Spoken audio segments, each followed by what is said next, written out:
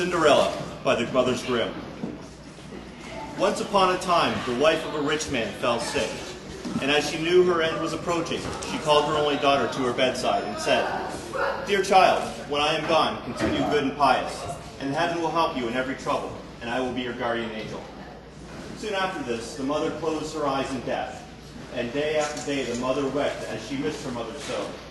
But she never forgot her mother's last words, and continued pious and gentle to all around her. Winter came and covered the grave with its dazzling drapery of snow, and when the bright sun of spring again warmed the earth, the husband had taken to himself another wife. The wife had already been married, and brought with her 2 daughters who were fair and beautiful in appearance. However, despite the beauty of the stepsisters, at heart they were evil-minded and malicious. The father spent a great deal of time away from his daughter, for when he looked upon her, the pain of his loss was too great for him to bear. So greatly did she resemble her mother. The stepsisters treated the girl ever so poorly, tormenting her at every turn, and at last persuaded their mother to send her to the kitchen. "Is the stupid goose to sit in the parlor with us?" they said. "Those who eat ought to work. Send her to the kitchen with the kitchen maid." Then they took away all her nice clothes and gave her an ugly old frock and wooden shoes, which she was obliged to put on. "Look at our fine princess now. See how she has dressed herself," they said, laughing and driving her to the kitchen. And there she was obliged to remain, doing hard work from morning till night.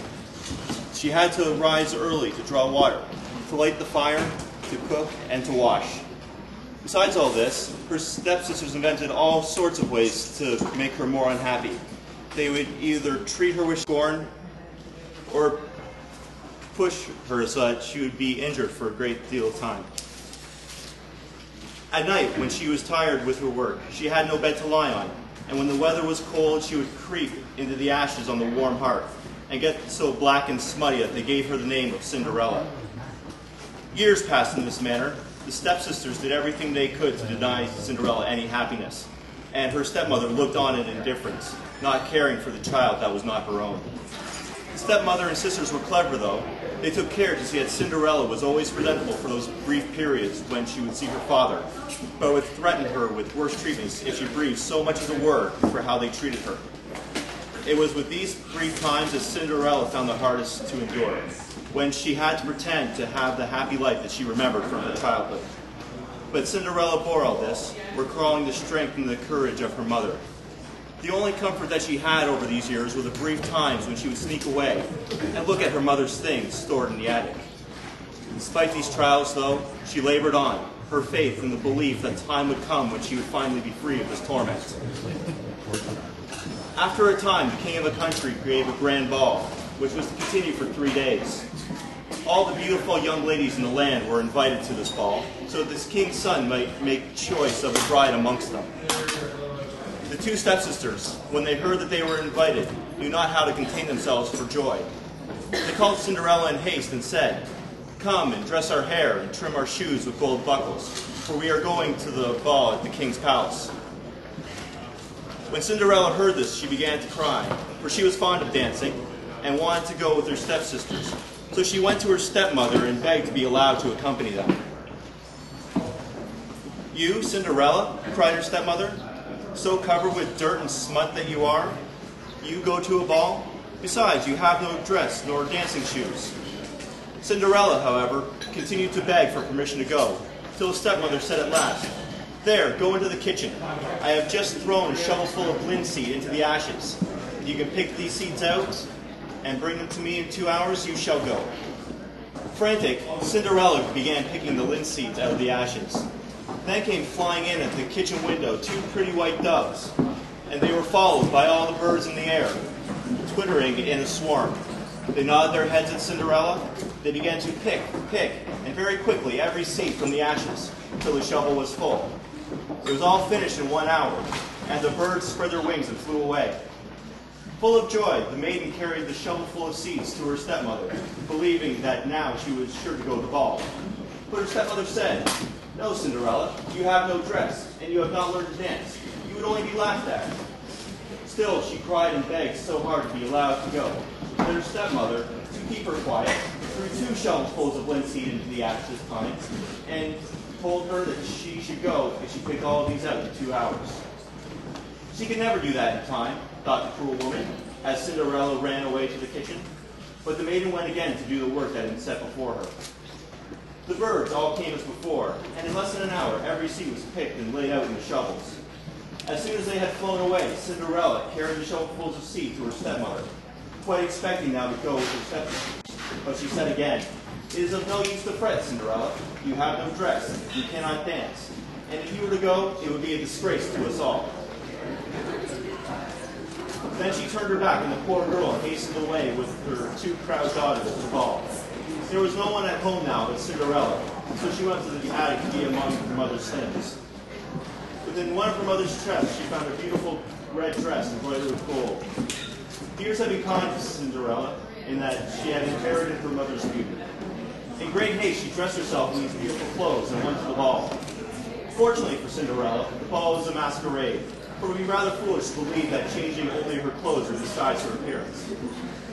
When she entered the ballroom, everyone was astonished at her great beauty. So magnificent she looked in her rich dress. Her stepmothers and sisters did not suspect her identity. Indeed, they took her for a foreign princess. The idea that it could be Cinderella never entered their heads. They supposed she was safe at home picking linseed from the ashes. The king's son took a great deal of notice of this young lady, and proceeded to dance with her greatly through the night.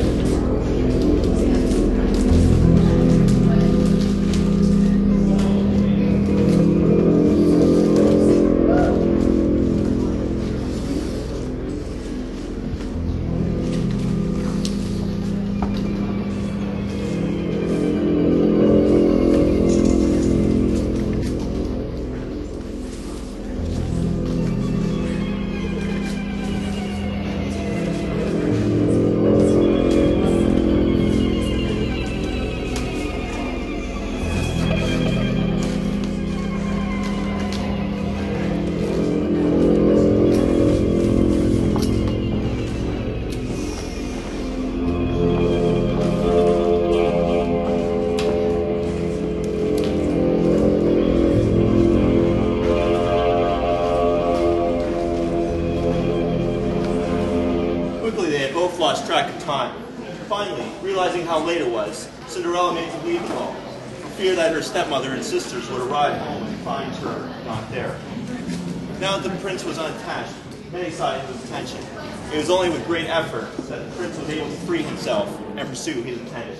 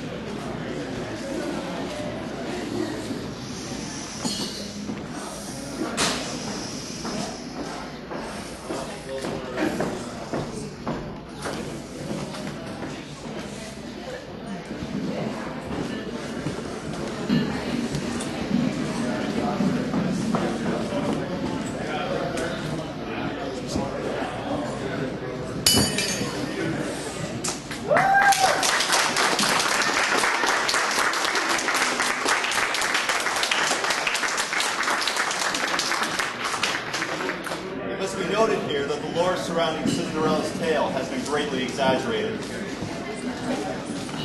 The common belief is that Cinderella left behind a slipper as she hurried away. The prince, finding the slipper, went around the land putting the slipper on the foot of every damsel to find the one that it fit. Simply, this is nonsense. It is highly unlikely that Cinderella would be the only person in the land with a size 8 foot, and that she would be the first with that foot size that the prince would find. In truth, the prince chased after Cinderella and caught her before she was able to leave. He was determined that Cinderella would be the one to be his bride, and here that Cinderella finally revealed her identity. The stepmother and her 2 daughters were in a dreadful rage when they saw that it was the beautiful Cinderella. But the prince disregarded their anger and asked Cinderella to remain at the palace until the wedding. Finally, the day of the wedding arrived. Doves came in perched on Cinderella's shoulders, one on the right, the other on the left. These stepsisters, wishing to share Cinderella's fortune, contrived to be present. As the bridal party walked to the church, they placed themselves, one on the right and the other on the left of the bride. On the way, the doves pecked out one eye from each of them. When returning, they changed places, and the doves pierced out the other eye of each, so they were, for their wickedness and falsehood, both punished with blindness during the rest of their lives.